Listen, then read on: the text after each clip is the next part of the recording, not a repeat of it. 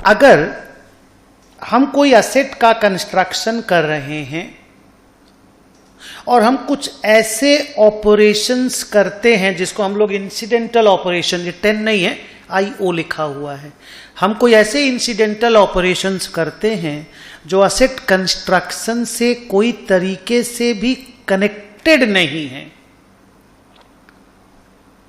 तो सर आप क्यों करते हैं? हमको वहां बेनिफिट दिखाई देता है, हमको उसी बीच पैसा कमाने का अपॉर्चुनिटी दिखाई दे रहा है, हम क्यों नहीं कमाएंगे?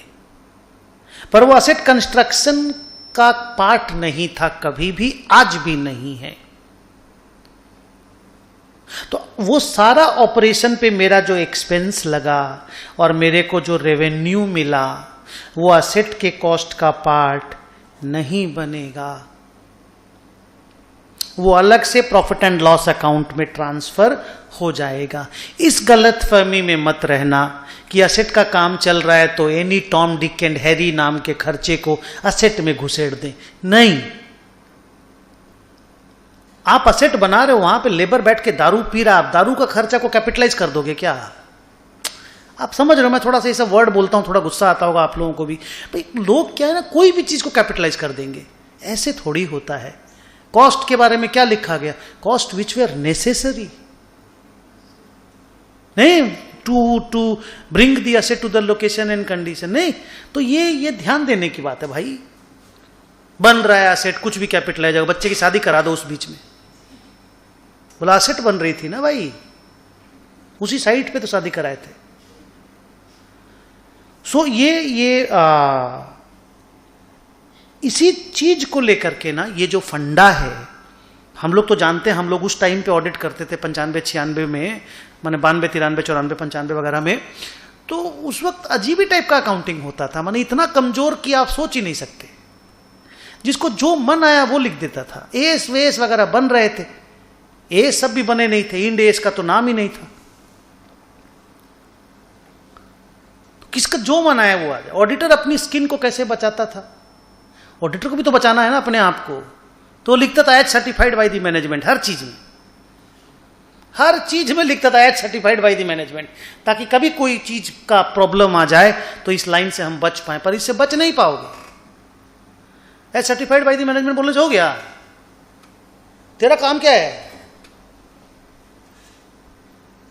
तेरा उस सर्टिफिकेट को भी तो चेक करने का काम है, वो भी तो अकाउंट से रिलेटेड बात है।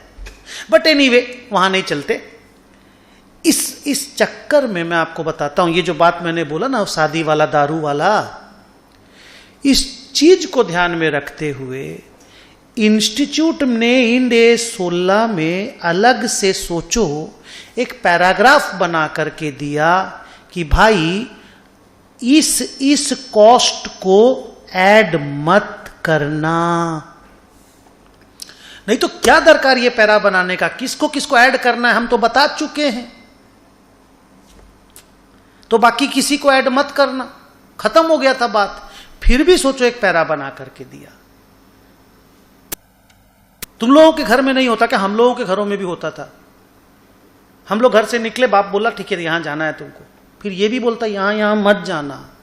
अरे पापा आप कहां जाना है हमको बोल दिए हैं, तो बाकी जगह नहीं जाना है, फिर भी बोलता था। अब जैसे कोई बच्चा होता है स्कूल में, बहुत आवारा बदमाश टाइप का बच्चा होता, मारपीट करता हमेशा, तो माँ बाप लोग अलग से नहीं बोलते, ऐसे बोलते खराब बच्चों से, सुरेश से मत मिलना। ये वाला बात होता है कि नहीं होता, आप हमको बताओ। तो ये बात सोचो, इंड AS में लिखा गया और बोला गया ये सब खर्चा को ऐड मत करना, क्योंकि पास्ट में इस तरह के खर्चा को ऐड करने का चलन था। People used to add these type of cost in their cost of property, plant and equipment. उसमें एक कॉस्ट था staff training cost. Staff training cost, लोग बोलते थे स्टाफ को ट्रेन ही नहीं करेंगे तो वो एसेट को यूज कैसे करेगा? अरे वो एसेट रेडी करने का खर्चा थोड़ी है, स्टाफ रेडी करने का खर्चा है। नहीं समझे अभी भी? उसको कैसे ऐड करने दे दे? सेल्स प्रमोशन या एडवर्टाइजमेंट एक्सपेंस। लोग बोलते थे अगर प्रमोट ही नहीं करेंगे तो माल बना करके बेचेंगे कैसे? अरे तो वो असेट बनाने का खर्चा थोड़ी है, माल बेचने का खर्चा है। पर सर नेसेसरी तो है, तो हम जो भी खर्चा इनकर करते वो नेसेसरी है। नहीं समझे? नेसेसरी है इनकर करो ना। P&L भी तो एक तो फाइनेंशियल स्टेटमेंट है, उसमें डालो ना जी। हर चीज को बैलेंस शीट में क्यों डालते हो? दो स्टेटमेंट है ना, एक PL एक बैलेंस शीट। कैश फ्लो हो गया, रुपया पेमेंट हो गया, तो हर चीज को बैलेंस शीट में ही क्यों डालना है? नहीं सर PL में डालने से PL पे प्रेशर हो जाता है, तो होन दो ना, होन दो। ट्रू एंड फेयर करना है ना बैलेंस शीट को यार। क्लोज करूं? एक और खर्चा का नाम उन्होंने दिया initial operating losses. Gestation period आपने नाम सुना होगा। जब हम लोग प्रोडक्शन निकालना चालू करते हैं तो 2-3-4 साल तक नॉर्मलाइज होने में टाइम लग जाता है, तब तक बिजनेस लॉस देता रहता है। तो बोला इनिशियल ऑपरेटिंग लॉस हुआ है, हम असेट में ऐड कर देंगे। क्यों भैया, क्यों ऐड कर दोगे? असेट रेडी था तभी ना लॉस हुआ है। माल बनाना चालू कर दिए हो, अभी कॉस्ट ढंग से बैठ नहीं पा रहा है, आउटपुट ढंग से निकाल नहीं पा रहे हो, रॉ मटेरियल प्रोक्योरमेंट का सिस्टम सेट नहीं हुआ है, कस्टमर ढंग से माल को बेच नहीं पा रहे हो, लोकेशन तक पहुंचा नहीं पा रहे हो, तो टाइम लग रहा है। लगने दो, तब तक PL पे प्रेशर ले लो। असेट में कैसे ऐड कर दोगे? ऐसे ही एक खर्चा होता है रीलोकेशन एक्सपेंस। खड़गपुर में फैक्ट्री लगाए थे, राजारहाट में शिफ्ट करना है,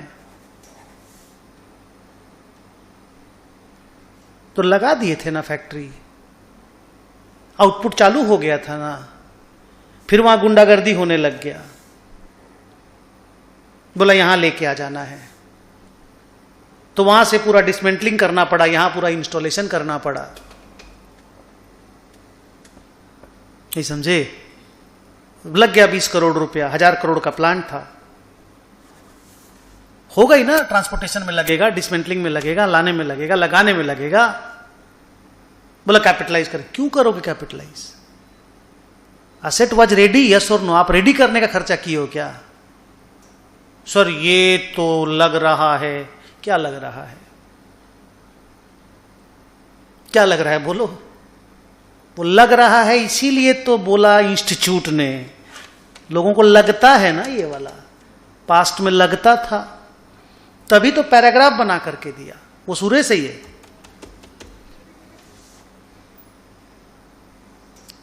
सोचो एक पैरा बनाया गया बेटा ऐसा वाला। ओके, नेक्स्ट पॉइंट पे मूव करते हैं। हाँ बेटा,